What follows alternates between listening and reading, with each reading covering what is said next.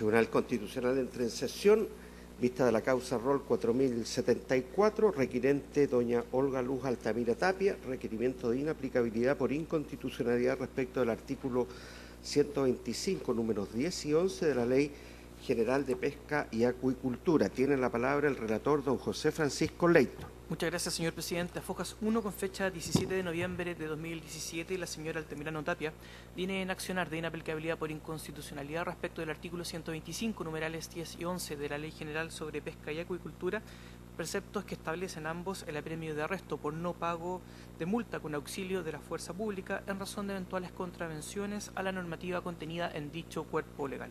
Comenta la parte requirente que se sigue actualmente en su contra ante el Juzgado de Letras y Garantías de la Comuna de Los Vilos una causa en razón de una denuncia que fuera deducida por el Servicio Nacional de Pesca de la Cuarta Región de Coquimbo en el mes de febrero del año 2015 por posesión de recursos hidrológicos sujetos a veda, en este caso el recurso loco, y realizar actividades de transformación de los mismos sin estar debidamente inscrita ante la autoridad competente, dada una fiscalización que fuera efectuada a su domicilio.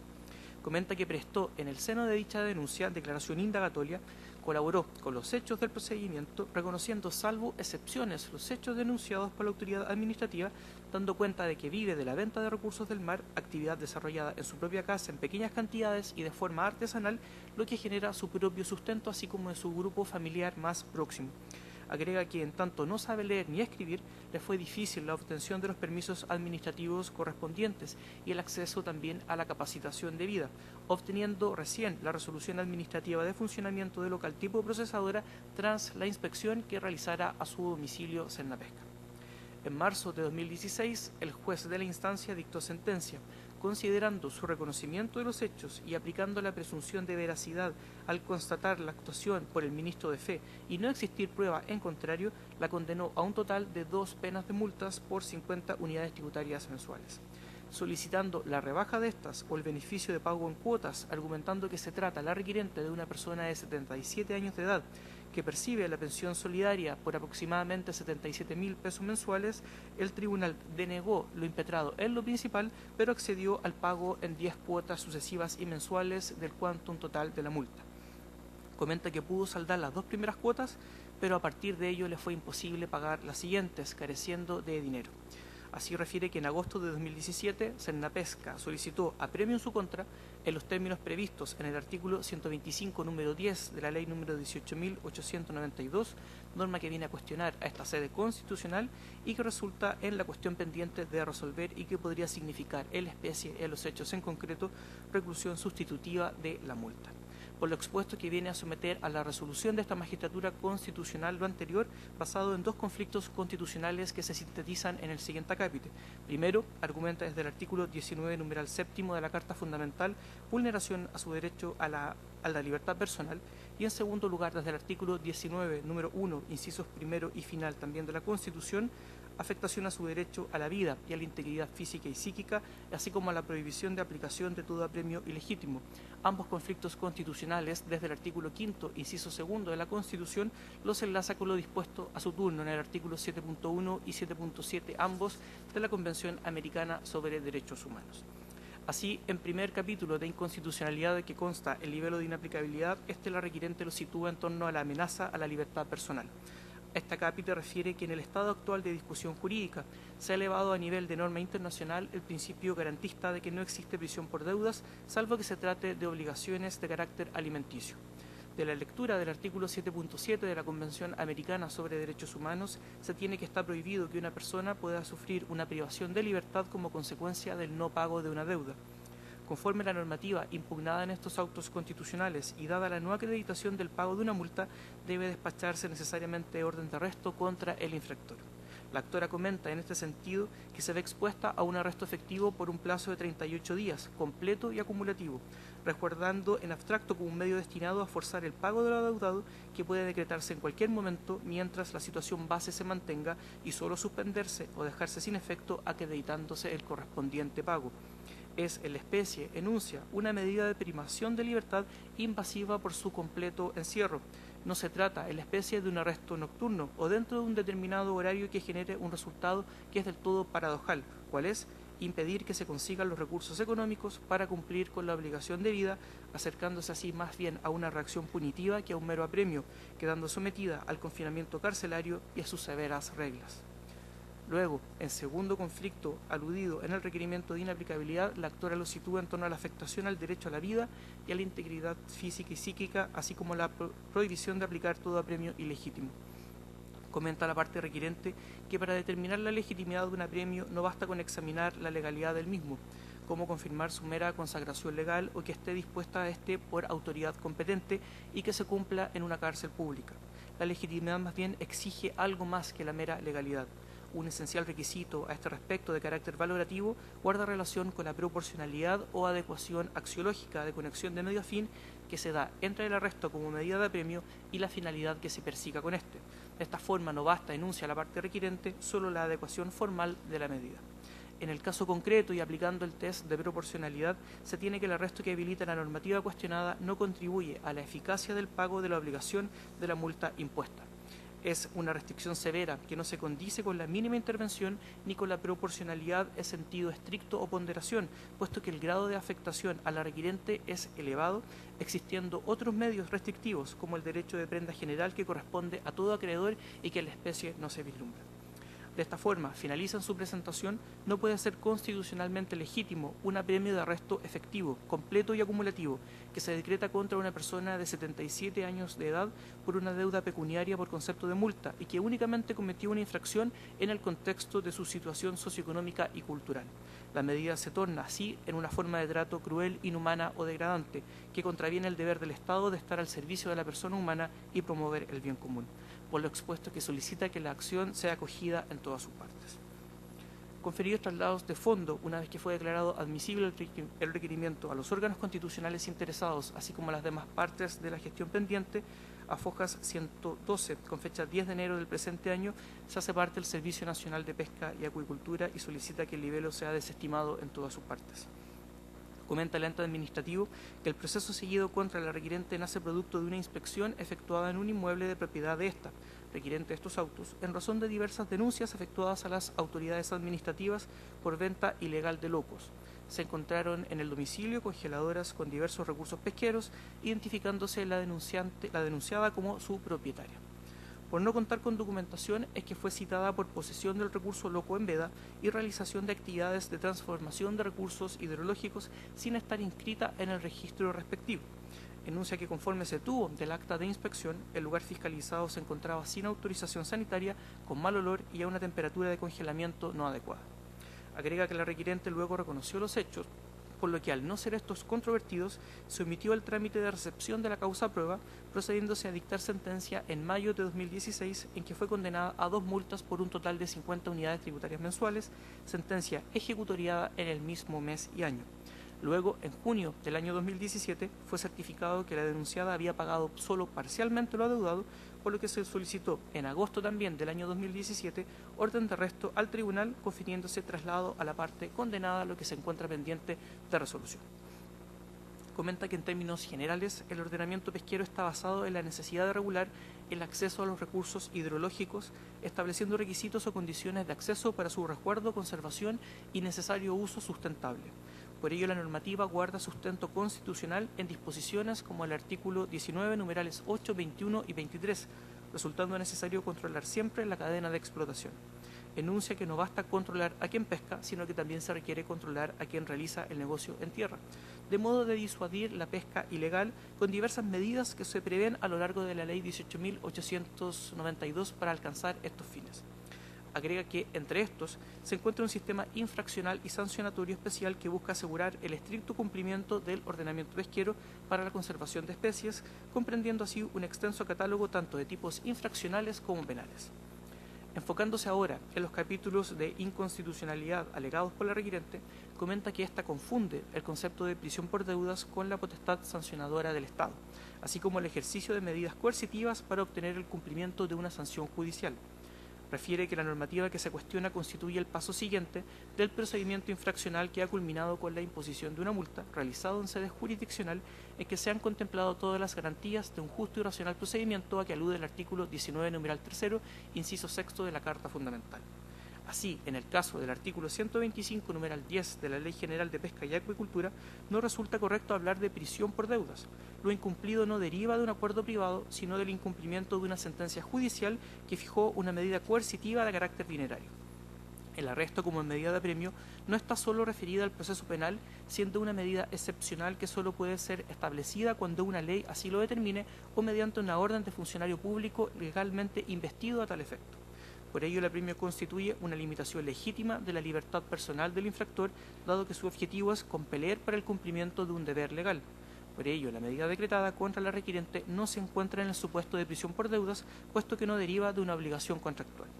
Argumenta que, concretada una infracción por un particular, en armonía con los artículos 6 y 19, numeral 3, inciso 6 de la Constitución, puede culminarse con la imposición de sanciones, en razón de la necesidad de asegurar el cumplimiento del ordenamiento jurídico que impone limitaciones a la libertad de los individuos en pos de arreglar la necesaria convivencia social. De esta forma no se genera una vulneración constitucional a lo dispuesto en el artículo 19, numeral 7 de la Carta Fundamental. La libertad que ésta contempla no es absoluta, comenta, y reconoce limitaciones previstas en la ley conforme se ha cumplido en el caso concreto. En los hechos no ha ocurrido actuación fuera del ordenamiento jurídico, agrega Cernapesca. Por el contrario, señala que un trato distinto constituiría un trato discriminatorio, pero respecto a los demás infractores del ordenamiento pesquero. Por ello, y en necesario corolario, debe también descartarse la alegación de una vulneración a su integridad física y psíquica por la configuración de la medida de apremio, dada que éste es legítimo, autorizado por la Constitución para el cumplimiento de una sanción por una infracción al ordenamiento pesquero. En la especie, y siguiendo los requisitos que ha establecido esta propia magistratura constitucional en su jurisprudencia, se atiene que el arresto decretado es conforme con la Carta Fundamental. Surge como una medida coercitiva para el cumplimiento de una sentencia judicial adoptada en un proceso legalmente tramitado en que la parte denunciada reconoció los hechos ante el ente jurisdiccional dentro de la esfera de su competencia y efectuado en conformidad a la ley, una vez constatado el incumplimiento del ordenamiento jurídico pesquero que rige la actividad que desarrolla la parte requirente. Y finalmente, en su presentación, comenta Cernapesca, debe también descartarse una vulneración en torno al principio de proporcionalidad. La medida de arresto está justificada considerando la gravedad y reiteración de las conductas transgresoras, teniendo presente el daño al medio ambiente ocasionado por una conducta permanente y un actuar reiterado, cuestiones también tenidas a la vista por el tribunal al dictar sentencia. Por ello, no caben consideraciones personales y socioeconómicas para eximir a la requirente y parte denunciada del efectivo cumplimiento de la obligación legal. Por lo expuesto, que solicita sea desestimada en todas sus partes el requerimiento de Fojas 1. Con posterioridad, señor presidente, consta en el expediente constitucional a Fojas 133, con fecha 14 de agosto, informe como amicus curiae de la Clínica de Asuntos Públicos y Derechos Humanos de la Universidad Católica del Norte, solicitando que sea acogido el requerimiento de inaplicabilidad en todas sus partes. Concluye señalando que, traídos los autos en relación, se han anotado en forma para alegar abogados por ambas partes. Muy bien, los señores abogados tienen observaciones que hacer a la relación. No siendo así, tiene la palabra en primer término por la requirente, don Daniel Bravo Silva, hasta por 30 minutos. Adelante, por favor. Con la venia del señor presidente de este excelentísimo tribunal, vengo a alegar en representación de la requirente, doña Olga Altamirano Tapia, solicitando se acoja el requerimiento de inaplicabilidad por inconstitucionalidad del artículo 125, número 10 y 11 de la Ley 18.892, Ley General de Pesca y Acuicultura, que incide en la causa C-40-2015, tramitada ante el Juzgado de Letras y Garantía de los Vilos, en atención a las siguientes consideraciones. En primer lugar, el artículo o precepto impugnado constituye y genera en concreto una infracción al artículo 19, número 7 de la Constitución Política de la República, en consideración a que está configurada como una modalidad de prisión por deudas, que está evidentemente prohibida por nuestra Constitución en concordancia con el artículo 5 de la misma y en relación a la Convención Americana de Derechos Humanos en sus artículos 7.1 y 7.7. Como se ha señalado previamente en la relación, mi representada fue condenada a pagar la suma de 50 unidades tributarias mensuales, desagregada en dos multas, una de 20 y otra de 30 unidades tributarias mensuales. De eso solo ha podido pagar 10 unidades tributarias mensuales. Y en agosto del año 2017, ante la falta de pago, Cernapesca ha solicitado el arresto de mi representada. Y en ese sentido, y de acuerdo al artículo 125 de la Ley General de Pesca, impugnado en este proceso constitucional, esta situación implica que mi representada se arriesga a un arresto hasta de 38 días. Un arresto que es acumulativo, completo, efectivo, de régimen carcelario completo. Está en abstracto determinado como un mecanismo de apremio para el pago de una multa, pero sin embargo el efecto concreto que este genera es efectivamente una prisión por deuda. Como es sabido, en el derecho internacional se ha elevado a la categoría de un principio garantista el hecho de que no se puede otorgar una prisión por deudas. El artículo 7.7 de la Convención Americana de Derechos Humanos, que resulta aplicable en la especie vía remisión del artículo 5º y su segundo de la Carta Fundamental, así lo expresa. La única excepción que contempla dicha disposición son los mandatos de autoridad judicial competentes dictados en el marco de incumplimientos de deberes alimentarios. Ahora, la Cernapesca, el requerido, ha sostenido que esta disposición solo tiene aplicación tratándose de deudas de origen contractual, comercial o civil. En este sentido me parece muy importante destacar que esta disposición solo alude a la expresión deuda. Y en términos jurídicos, deuda supone el deber jurídico en que se encuentra un deudor, en el marco de una prestación, de una relación obligatoria, donde hay un sujeto activo y un sujeto pasivo. En este caso, el sujeto activo es el Estado, a través de Cernapesca. El sujeto pasivo es mi representada. Hay un vínculo obligatorio entre ambos. Si se quiere, efectivamente, la fuente de esta obligación es legal. Pero el precepto del artículo 7.7 de la Convención Americana sobre Derechos Humanos no atiende a la fuente. Excluye claramente los deberes alimentarios. Si se piensa con calma este punto, ¿por qué excluye los deberes alimentarios si el precepto se refiere precisamente a deudas de origen contractual, civil o comercial? No tiene sentido que expresamente se excluya los deberes alimentarios, dado que los deberes alimentarios son de fuente legal. Y por lo tanto, el precepto legal, cuando dice deuda, lo dice en el más amplio sentido propio del derecho, y en ningún caso lo restringe a una fuente determinada, como sí ocurre, debo reconocer, en el Pacto Internacional de Derechos Civiles y Políticos. Pero en este contexto, cabe señalar que existiría un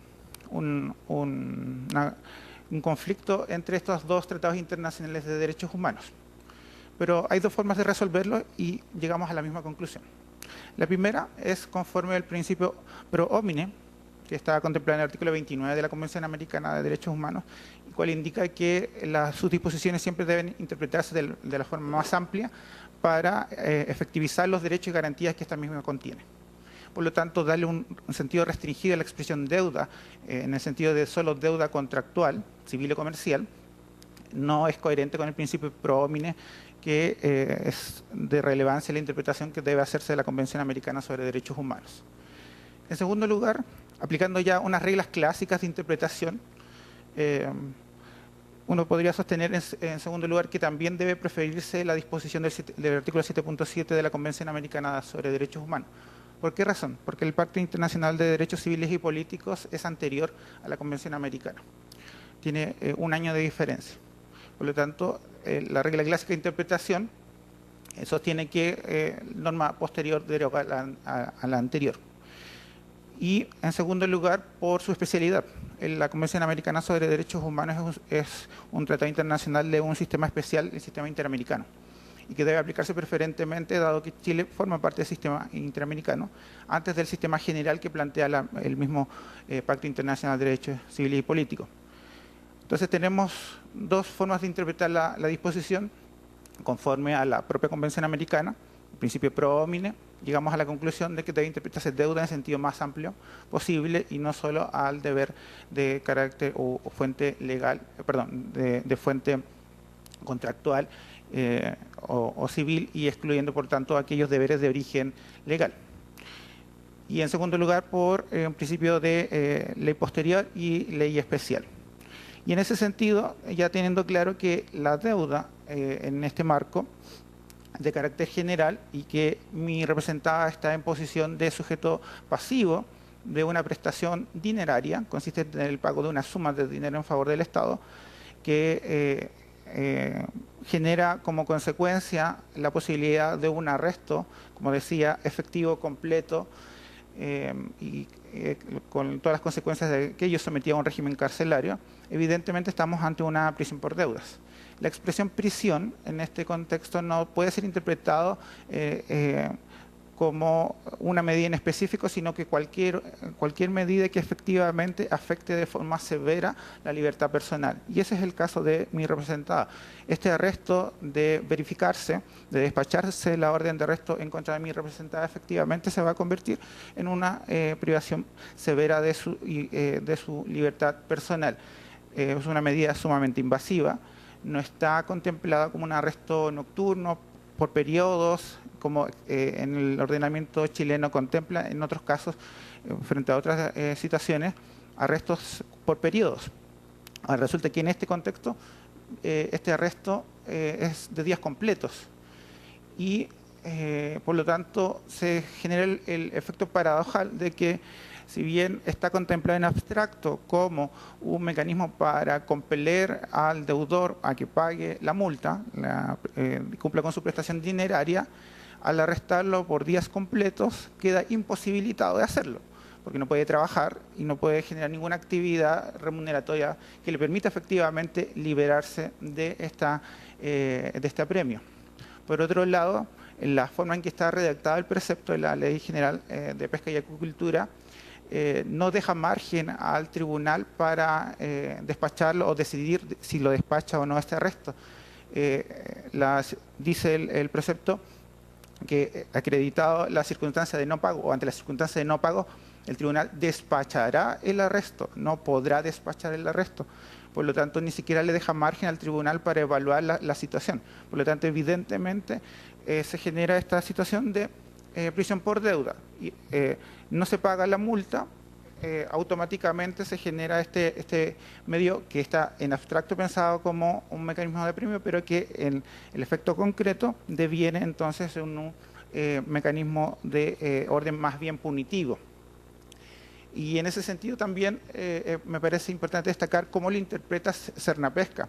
Dice que mi representada, como consecuencia de una serie de infracciones o incumplimientos a la normativa general, a la Ley General de Pesca, se ha hecho acreedora de esta medida.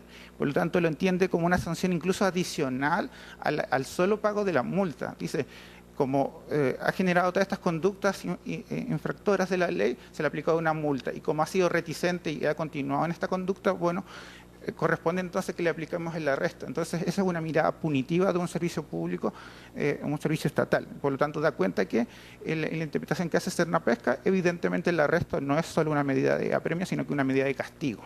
Por lo tanto, tiene un sentido punitivo para el requerido. Por lo tanto, el artículo 125, número 10, incisos primero, segundo y tercero de la ley 18.892 se constituye como una prisión por deuda, dado que este arresto presenta las cualidades que ya he señalado.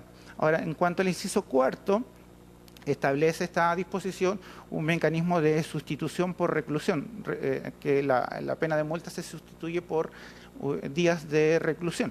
Ahora, ahí me parece que también estamos ante una evidente situación de prisión por deuda, porque se cambia la deuda por reclusión, días de reclusión, que en todo caso tiene una limitación, pero que es bastante extensa, que podría ser hasta de 6 meses. Es un día por cada unidad tributaria mensual. Por lo tanto, también esta segunda medida contemplada en el artículo 125, número 10 de la Ley General de Pesca y Acuicultura también deviene en un mecanismo de prisión por deudas.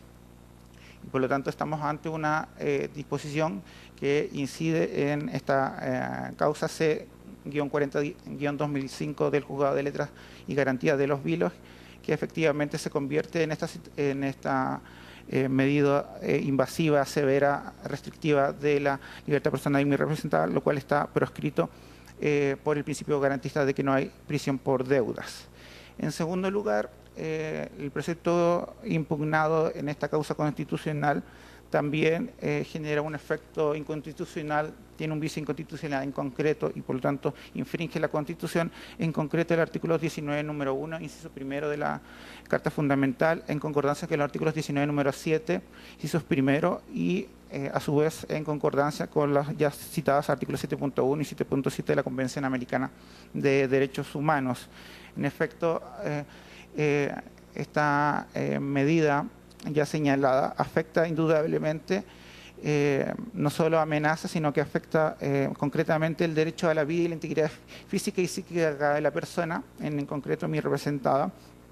Y además hay que tener presente, como sabido, la Constitución, justamente en el artículo 19, número 1, prohíbe la aplicación de todo apremio ilegítimo. Y este es un aspecto muy importante, porque Cernapesca ha señalado que no habría ningún vicio de inconstitucionalidad en este punto, porque simplemente habría una disposición legal de que la autorizaría, porque habría la intervención de un tribunal de justicia que estaría facultado para hacerlo, y que por lo tanto se satisfacen entonces las exigencias establecidas en el artículo 19, número 7. Porque habría facultades legales para despachar una orden de arresto o generar la reclusión sustitutiva de la pena de multa. Ahora, en verdad, lo que está proscrito son los apremios ilegítimos, no los apremios simplemente ilegales. Acá no estamos en presencia de una controversia sobre la legalidad de la medida, sino sobre su legitimidad. Por lo tanto, va más allá de contrastar esta medida con las exigencias establecidas en las letras B, C y D del artículo 19, número 7, sino que tenemos que mirar el artículo 19, número 1 en cuanto están prohibidos los apremios ilegítimos. ¿Y qué implica determinar la legitimidad o ilegitimidad del apremio en concreto? Significa aplicar una evaluación de orden cualitativa en relación a la afectación de la libertad individual versus la medida que se está imponiendo. La legitimidad es de orden cualitativo, no es cuantitativo, no así simplemente se satisfacen formalmente las exigencias de los del artículo 19, número 7, sino que va más allá. La legitimidad radica en la proporcionalidad o la adecuada conexión axiológica de medio fin del arresto como medida de premio y la finalidad perseguida por esta. No basta entonces la adecuación meramente formal de la medida. Ahora, el principio de proporcionalidad implica una adecuación causal, en primer lugar. Como ya es señalado previamente, acá tenemos un importante problema, porque esta medida no contribuye a la eficacia del cumplimiento de la obligación del pago de la multa. Entonces, no hay una adecuación causal. ¿Por qué razón? Porque es un arresto completo de día completo y por lo tanto con un régimen carcelario absoluto y totalmente invasivo. No permite que mi representada, en caso que se aplique este apremio, pueda ni siquiera trabajar, pierde todos sus contactos con su entorno durante hasta los 38 días a los cuales se encuentra expuesta. Por lo tanto, le impide el normal desenvolvimiento en lo económico y en lo laboral, que sería el único mecanismo a partir del cual ciertamente podría obtener el pago de la multa, generar los recursos para pagar la multa. En segundo lugar, el principio de proporcionalidad requiere una necesidad de mínima intervención. Ciertamente, como ya lo he reiterado, este arresto es invasivo, es de régimen carcelario de días completos. Podría sostenerse que hay una mínima intervención si efectivamente fuera por periodos acotados y en ese sentido fuera un mecanismo de apremio, pero no, sino que es de días completos. Y es más, ni siquiera puede cesar si mi representado ofrece garantías suficientes para el pago. La norma impugnada no lo permite. En el único caso en que, habiéndose despachado la orden de arresto, el juez de instancia puede dejar sin efecto ese arresto si se ha pagado la multa. Ni siquiera si ofrece garantía suficiente para su pago. Por lo tanto, no hay una mínima intervención, es una amplia e invasiva restricción de su libertad personal. Ahora, en tercer lugar, el principio de proporcionalidad exige una adecuada ponderación. El arresto que habilita el precepto impugnado no se legitima por el solo hecho de haber dejado de pagar una multa mi representada que es a beneficio municipal y de un fondo público. El arresto es destinado a presionar por el pago de una multa lo es a una persona adulta mayor de avanzada edad que se encuentra enferma. Tiene actualmente 78 años de edad, que es de escasos recursos, su situación socioeconómica no ha sido la más idónea, pero así todo colaboró en su momento con el proceso mediante su declaración indagatoria. Ha tratado de pagar la multa dentro de sus posibilidades económicas, ha pagado 10 UTMs, que es por mucho superior a los ingresos que recibe de forma regular, que consiste sola en una pensión solidaria. Por lo tanto, no hay una adecuada ponderación en sentido estricto de proporcionalidad, por cuanto existen otras medidas que pudieran haberse determinado para hacer efectivo la creencia que tiene el Estado en relación al pago de la multa. Por estas razones, excelentísimo tribunal, también se infringe este capítulo de la Constitución, el artículo 19, número 1 y número 7. Por último, también me parece importante destacar una cuestión relevante que no solo dice relación con la Convención Americana sobre Derechos Humanos. Acá también es relevante la aplicación de la Convención Interamericana sobre Protección de los Derechos de las Personas Mayores, que entró en vigencia para nuestro país el año 2017, porque nos encontramos frente efectivamente a una persona mayor. Mi representada, doña Olga Altamirano Tapia, tiene 78 años de edad y por lo tanto califica en el marco de la Convención Interamericana sobre los Derechos de las Personas Mayores como una persona mayor. Y por lo tanto debe también considerarse la aplicación de este instrumento internacional vía artículo 5º, inciso 2 de la Constitución. ¿Y qué nos dice este instrumento? Que las personas mayores tienen derecho a vivir con dignidad en la vejez y que requieren siempre un trato diferenciado. CERNAPESCA ha sostenido que si se acogiera este requerimiento, eso generaría un efecto de un trato discriminatorio en relación a mi representada con otros. Sobre eso hay que decir dos cuestiones. Primero, que estamos frente a un requerimiento de inaplicabilidad por inconstitucionalidad que dice relación con un caso en concreto. No es un análisis en abstracto, sino en concreto y solo, que tiene efectos en la causa en que incide en el tramitado ante el juzgado de letras y garantía de los vilos. En segundo lugar, las personas mayores, por situaciones de aminoración, de vulnerabilidad, de discriminación, de inestabilidad o de abusos de poder, se encuentran en una situación evidentemente vulnerable y que merece y debe ser protegida conforme a la Convención Interamericana sobre Protección de Derechos de las Personas Mayores. Por lo tanto, requieren de un trato diferenciado. Y nuestro sistema proscribe la discriminación arbitraria, no prohíbe los tratos diferenciados. Estos, en tanto sean justificados, pueden ocurrir. Y en este caso hay una justificación. Máxime que no solo es un problema de edad, sino que también de estado de salud. Mi representada no solo tiene 78 años, como consta en los antecedentes del Tribunal de Instancia, mi representada está quejada de varias enfermedades que son muchas propias de la edad. Por lo tanto, exponer a una persona mayor a un régimen carcelario de días completos, hasta 38 días, efectivamente afecta su derecho a vivir con dignidad en la vejez.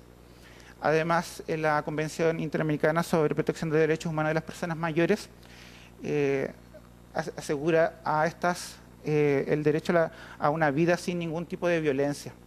Y violencia incluye no solo la de entre particulares, sino que también la violencia estatal, que en este caso se manifiesta a través de este arresto o esta reclusión sustitutiva de la pena de multa en los términos que yo ya he referido.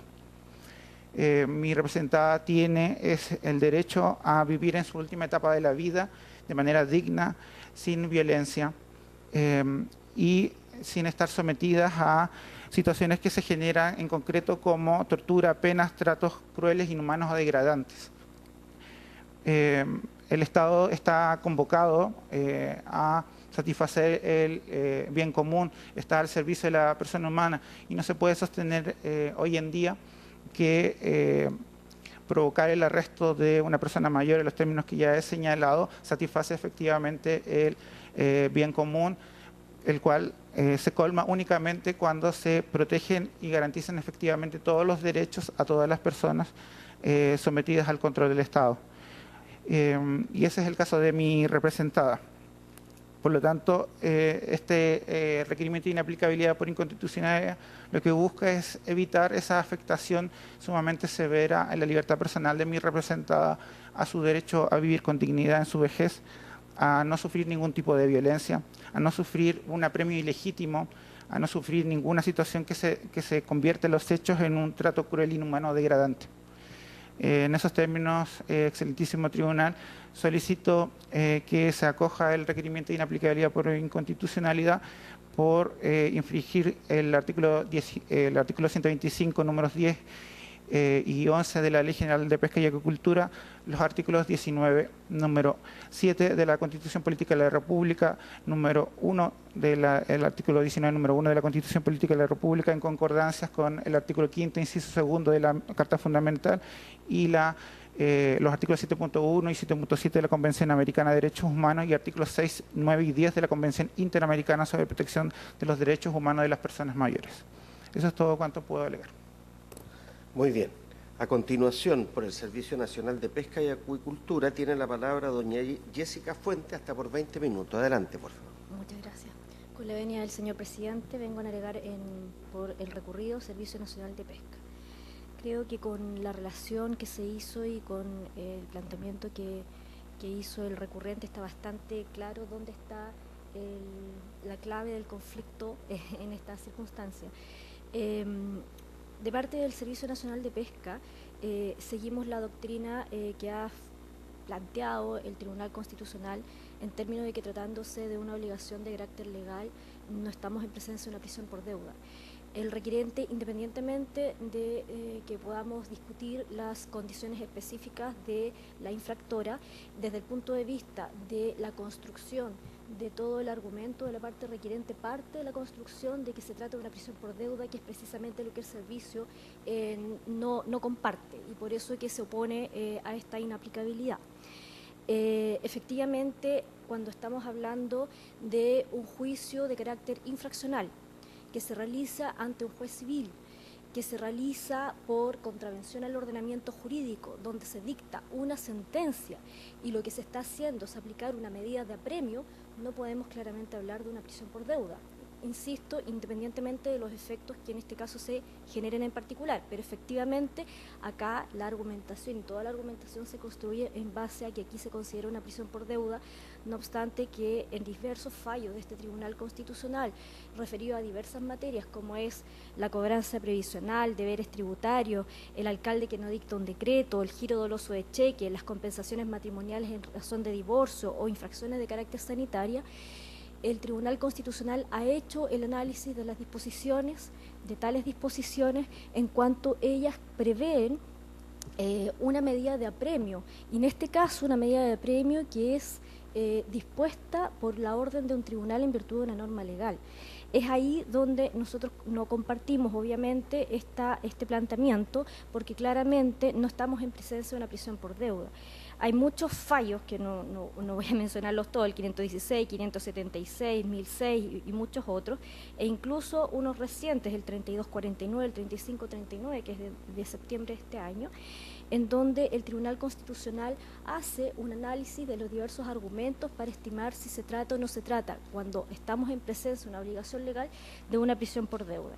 Y la conclusión que ha tenido el tribunal en esta materia siempre ha sido que no se trata de una prisión por deuda.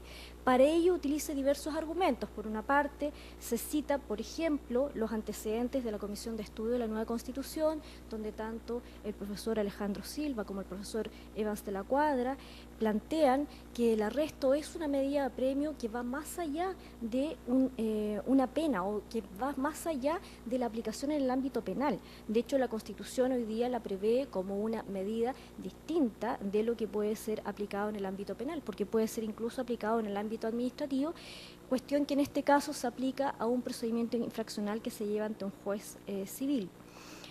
Por lo tanto, el arresto como apremio, como una medida de apremio, está prevista en nuestro orden constitucional, en el artículo 19, número 7, como una medida posible de ser aplicada tanto por la autoridad judicial como incluso por una autoridad administrativa. De hecho, es más, el hecho de asegurar el cumplimiento de una sentencia es parte de la potestad de imperio que tienen los tribunales en nuestro país, y a eso está tanto claramente dispuesto en el artículo 76, pero claramente relacionado con el Estado de Derecho en el artículo 6 y 7 de la Constitución. Toda persona, institución o grupo está sometido a la Constitución y las leyes dictadas conforme a ella. Y por lo tanto, bajo dicha premisa, cuando una persona infringe el ordenamiento jurídico, surge el principio de responsabilidad y corresponde a los tribunales de justicia perseguir esa responsabilidad, y esa responsabilidad se asegura que sea efectiva por la vía del ejercicio de la potestad jurisdiccional que comprende la potestad de imperio. Por lo tanto, nosotros insistimos que aquí estamos en presencia de principios distintos de lo que se asegura que es una prisión por deuda, que tendría un origen más bien contractual, como lo ha señalado este excelentísimo tribunal. Por lo demás, el tribunal, por ejemplo, en la causa Rol 519 y 576, insistía en que lo que se persigue con la proscripción de la prisión por deuda más bien es evitar que el aparato represivo del Estado esté al servicio de causas particulares. Y es por eso que la prisión por deuda se proscribe, es decir, que no se aplique una medida tan restrictiva, tan represiva, no se aplique este tipo de apremio en casos en donde hay una deuda de carácter contractual. Asimismo, este tribunal, en el mismo fallo y en otros que los repite, también hace alusión a cómo se comprende, y que también mi colega hizo alusión, tanto en la Convención Americana como en el Pacto de Derechos Civiles y Políticos.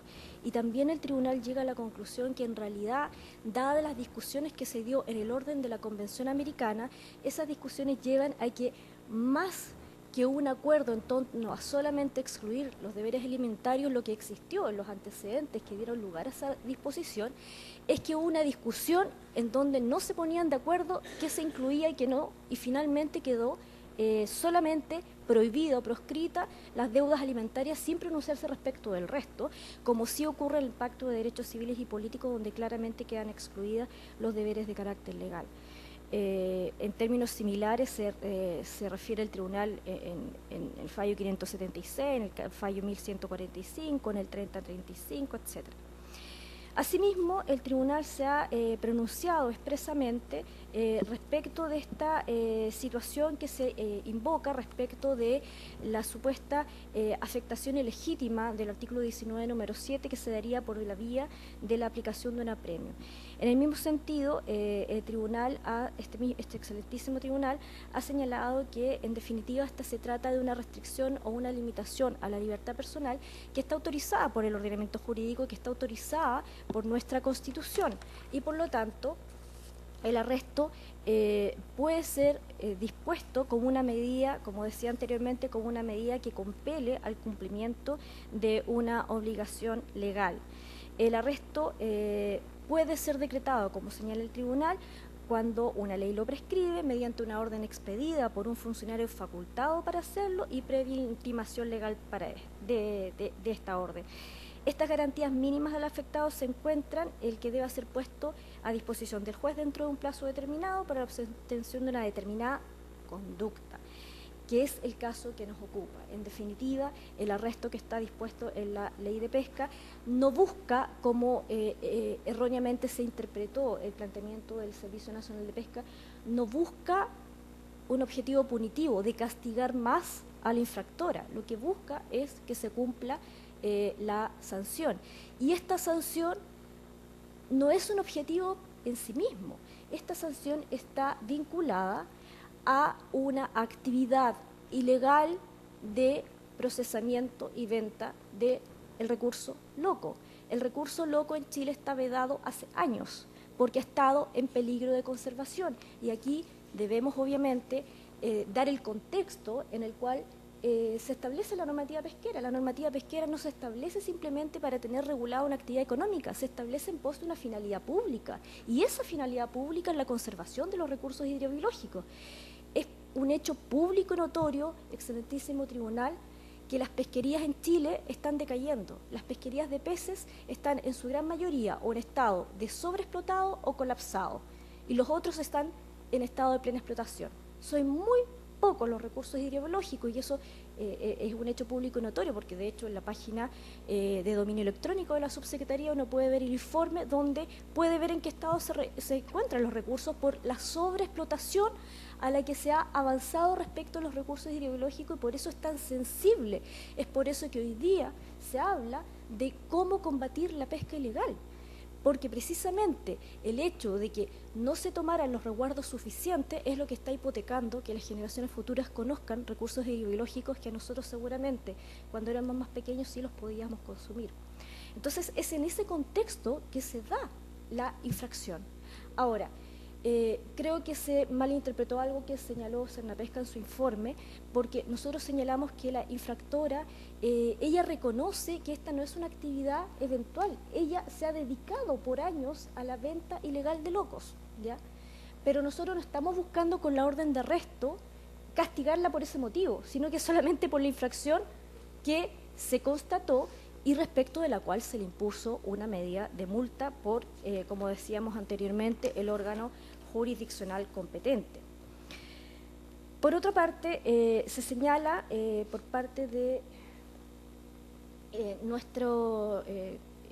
por el requiriente, que habría de parte de Cernapesca un planteamiento en términos de que pretenderíamos que un trato discriminatorio es un mero trato diferenciado. En realidad eso no es lo que nosotros estamos afirmando.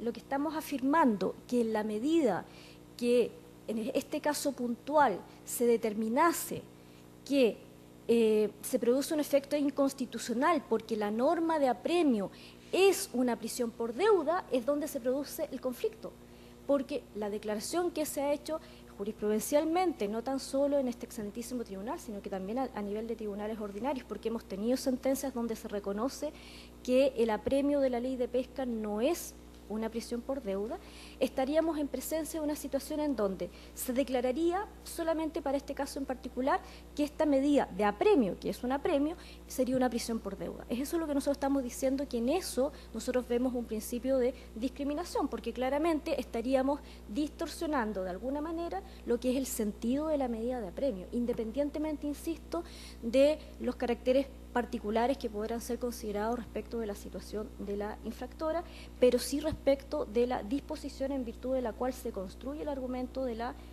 prisión por deuda. Por su parte, también el tribunal ha hecho alusión a el tema del tratamiento o del apremio legítimo o ilegítimo que se produce con ocasión de la aplicación de un apremio. Y en ese contexto también se ha pronunciado en el sentido de que este arresto en cuanto a apremio está en el marco del artículo 19, número 1 de la Constitución, porque se estima legítimo, como decía anteriormente, en cuanto ello es dictado en virtud de una fuerza legítima ejercida por el Estado, porque recordemos que esto se hace en el contexto de un procedimiento judicial. No estamos en el contexto de una potestad sancionadora que esté ejerciendo Servicio Nacional de Pesca. El Servicio Nacional de Pesca en esta situación solamente actúa como denunciante, pero obviamente dentro del procedimiento se han resguardado las garantías que todo proceso jurisdiccional tiene en nuestro sistema y que por lo demás no ha sido cuestionado por la infractora y nunca fue cuestionado por la infractora, porque de hecho, como se ha dicho acá en estrados, claramente la infractora reconoce los hechos que le son imputados en la denuncia. De hecho, este ilustrísimo tribunal hace alusión a situaciones en que los apremios están autorizados en la ley, así como hoy día lo está en la ley de pesca. Según este tribunal, este excelentísimo tribunal, ha señalado que la norma constitucional permite el apremio cuando es legítimo, entendiendo por tal el impuesto con justicia, que es proporcionada a una finalidad lícita, secuela de una decisión de autoridad competente en un proceso justo. En este contexto no se ha cuestionado el proceso, no se ha cuestionado la decisión del tribunal. Por lo demás, la sentencia impuesta por el tribunal decretó el pago en cuotas, no exigió el pago de una sola vez y permitió entonces el pago en cuotas. Es respecto del pago en cuotas en donde la infractora no ha cumplido. Entonces, tampoco podemos decir que aquí ha sido arbitrario el proceso, ni tampoco arbitraria la sentencia, porque, insisto, precisamente en esa sentencia, cuando se condena al pago de 50 UTM, el juez le otorga la posibilidad del pago en cuotas, aun cuando la ley de pesca no lo dice expresamente. Los jueces civiles han tendido en los procesos infraccionales de la ley de pesca a aplicar por analogía la norma del Código Penal que permite el pago de las multas en cuotas, pese a que la ley de pesca no lo contempla, pero lo permite. Y en este caso en particular, el juez, atendido a las circunstancias de la infractora, lo hizo aplicable, lo hizo plenamente aplicable.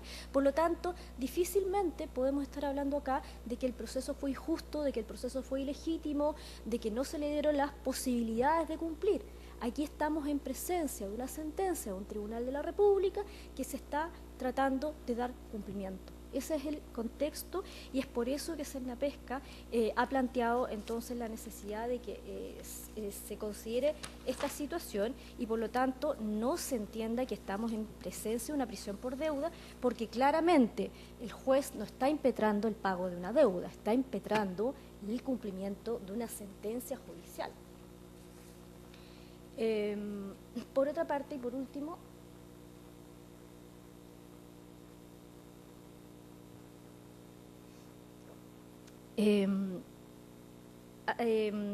conforme lo que ha señalado también este excelentísimo tribunal, se ha señalado que para el tribunal ha tenido la posibilidad de pronunciarse sobre la prisión por deudas en los tratados internacionales. Y el tribunal ha sostenido, si me permite, voy a leer una oración, que las normas persiguen proscribir que una persona sea privada de su libertad como consecuencia del no pago de una obligación contractual. Esto es, aquella derivada de un acuerdo de voluntades que vincula a las partes de un ámbito en el ámbito civil. Lo prohibido es que la conducta de no pagar una obligación pecuniaria sea tratada jurídicamente como una causa de una sanción privativa de libertad. Esta cita que hago en este caso del rol 1145 se repite en otros fallos de este mismo tribunal, incluso de reciente dictación, y que de alguna manera resume lo que ha sido la jurisprudencia de este tribunal en torno a esta materia y que nosotros obviamente hemos seguido y que compartimos absolutamente, porque desde el punto de vista de lo que es la facultad de imperio del tribunal y la posibilidad de establecer medidas coercitivas para el cumplimiento de una sentencia, creemos que es parte de lo que asegura tanto la certeza del derecho como que el derecho sea cumplido dentro de un Estado como el nuestro, que se rige por un ordenamiento jurídico que parte de base de la Constitución. Muchas gracias. Muy bien. Señoras ministras, señores ministros, ¿preguntas que hacer? El ministro don Cristian Letelier. Gracias, presidente. Presidente, por su intermedio, el abogado de la parte requerente. En la sentencia de 8 de marzo de 2016, el juez de letra y garantía de los vilos, en su parte resolutiva, en el numeral 4 romano, le impone la clausura del local comercial de su representada por 3 días. ¿Esa sanción se llevó a efecto? Por los antecedentes que tengo, sí. Lo que pasa es que el local comercial era su casa. Pero se clausuró por 3 días. O sea, por los antecedentes que me manifestó mi representada, nunca señaló que hubiera efectivamente algún tipo de medida física de clausura. Simplemente se le dijo que no podía funcionar. Presidente, pero a efecto del artículo 88 de nuestra ley orgánica, me gustaría que las partes, porque pudiéramos estudiar este tribunal en relación al artículo, al principio non bis in idem en materia administrativa, me gustaría, presidente, que se refirieran a él.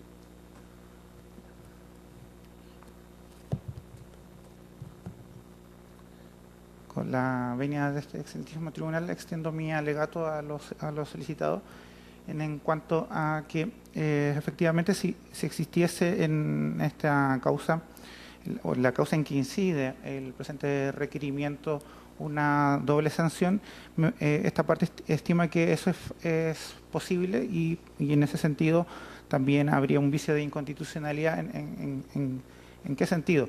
En cuanto a la existencia de dos sanciones impuestas por la sentencia. En primer lugar, la multa y la de clausura.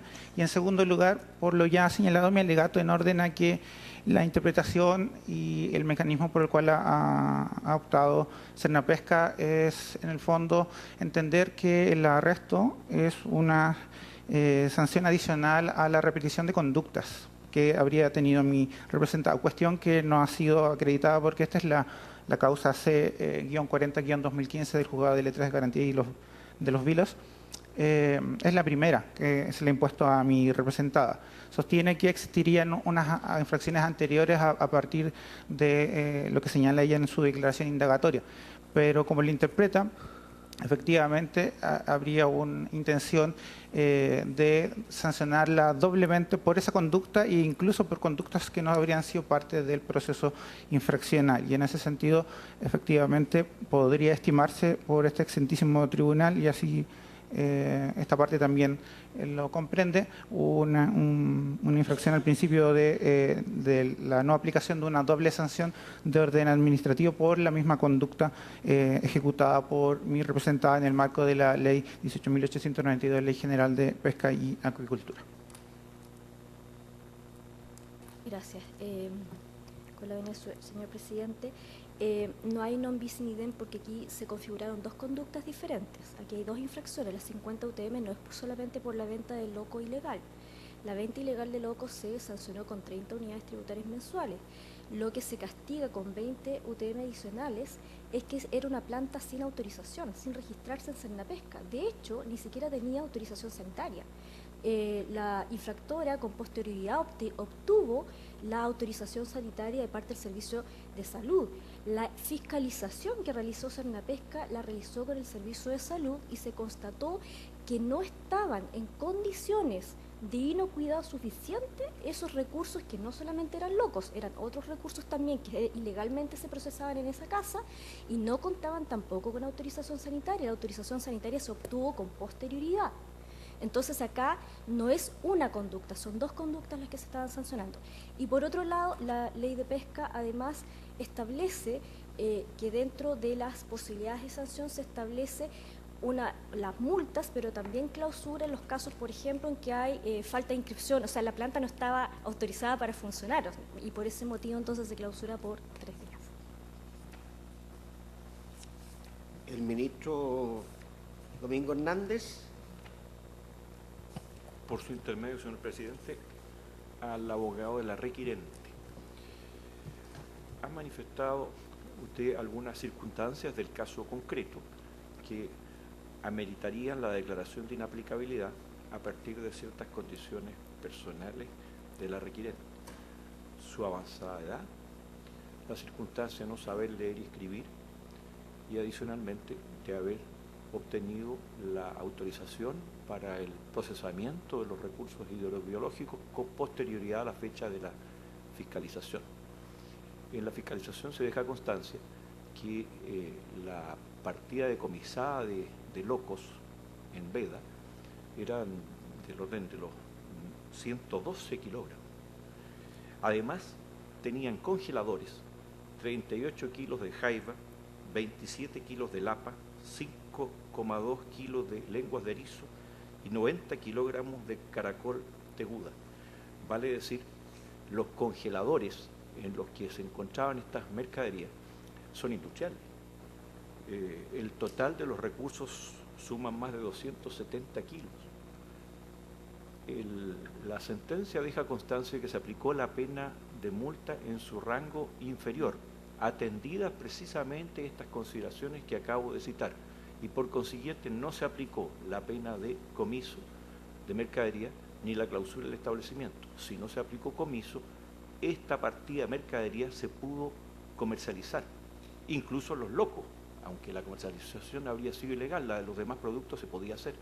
Esto representa, en mi concepto, no soy especialista en el tema, una suma de dinero muy importante, tanto por los congeladores cuanto por el producto de la pesca que se pudo comercializar el resto de la partida, e incluso los locos, porque no fueron decomisados.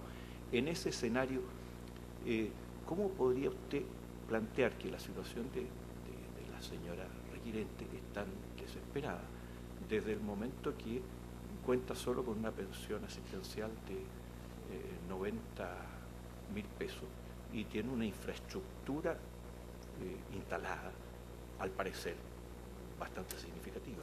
Esa es mi pregunta, señora Uga.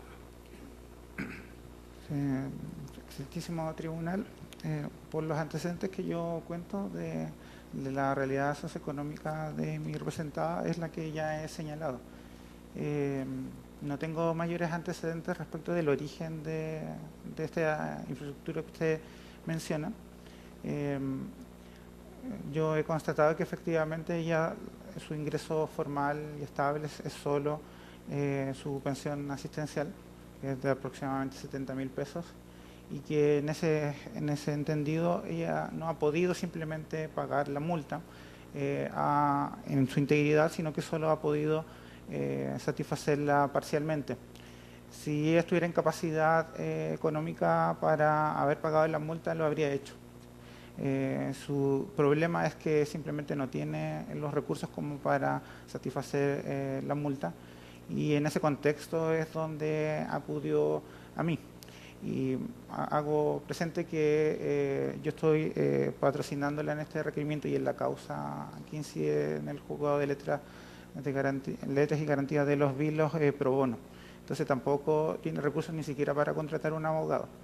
Y en ese sentido, los antecedentes sobre su situación económica han sido presentados en el expediente del juzgado de letras y garantías de los vilos, y ahí constan su pago de pensión y demás antecedentes sobre su realidad socioeconómica, y que efectivamente fueron considerados para la sentencia y también para esta posibilidad de fraccionarle el pago del total de la multa, pero se le fraccionó en montos equivalentes a una UTM, que es aproximadamente 45.000 pesos y que excede más del 50% de su pensión asistencial.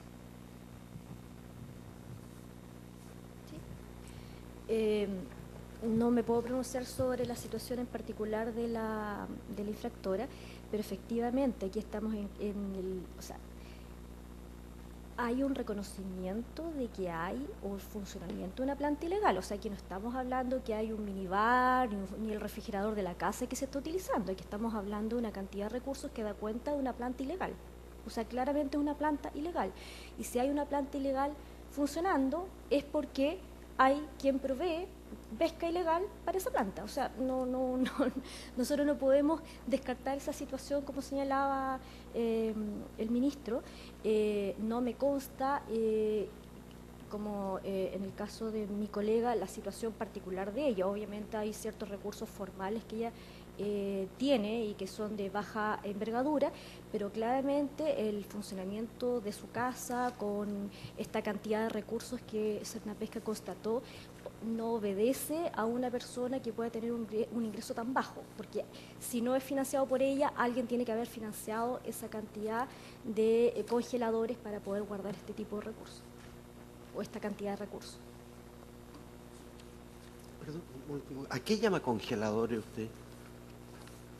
Que son una suerte de refrigeradores más bien industriales, donde se guarda este tipo de recursos. ¿Podrían ser de hielo, de madera también? No, de madera no, porque tienen que tener precisamente toda la infraestructura para el congelamiento, porque de lo contrario se pierde la temperatura. Muy bien, muchas gracias. Terminada la audiencia.